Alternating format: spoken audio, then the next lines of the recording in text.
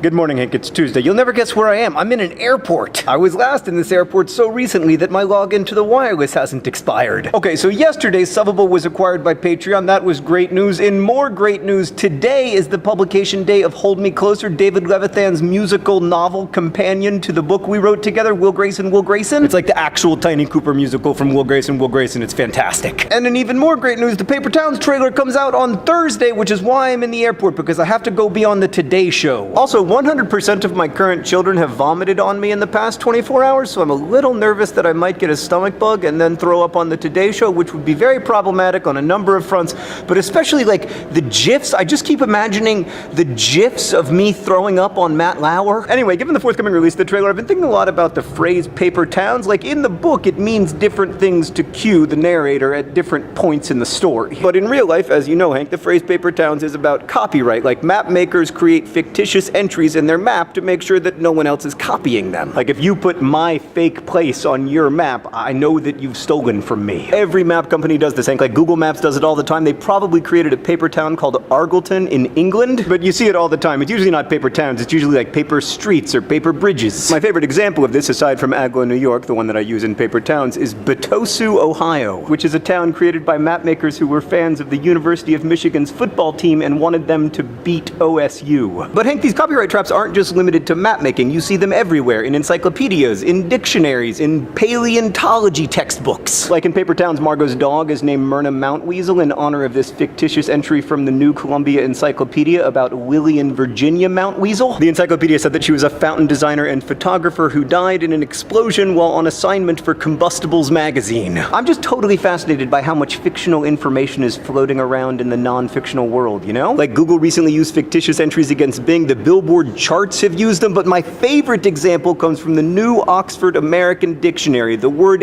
esquivescence. Nope, it's esquivalence. I'm sorry, sometimes I mix up my non-existent words. Esquivalence, or maybe it's esquivalience. It occurs to me that I have no idea how to pronounce this fictional word. Anyway, it's defined as avoiding one's official responsibilities, you know, as a thieving lexicographer would. And the crazy thing about esquivalience is that, like Agloe, New York, and many other fictitious entries, it has kind of become real. Like it's in a bunch of dictionaries now, and the Apple Dictionary even gives it a fictional etymology. Now, like obviously this is an appealing idea for a writer because I need to believe that made-up stories can really matter in the lives of real people. But it also reminds me that yes, obviously language shapes the dictionary, but the dictionary also shapes the language. And I guess I kind of think it is the official responsibility of us as human beings to try to imagine the world around us as complexly and interestingly as we can. And on that front, at least, let us endeavor not to be esquivaliant. I hope you like the Paper Towns movie trailer. Comes out on Thursday. I will see you on Friday.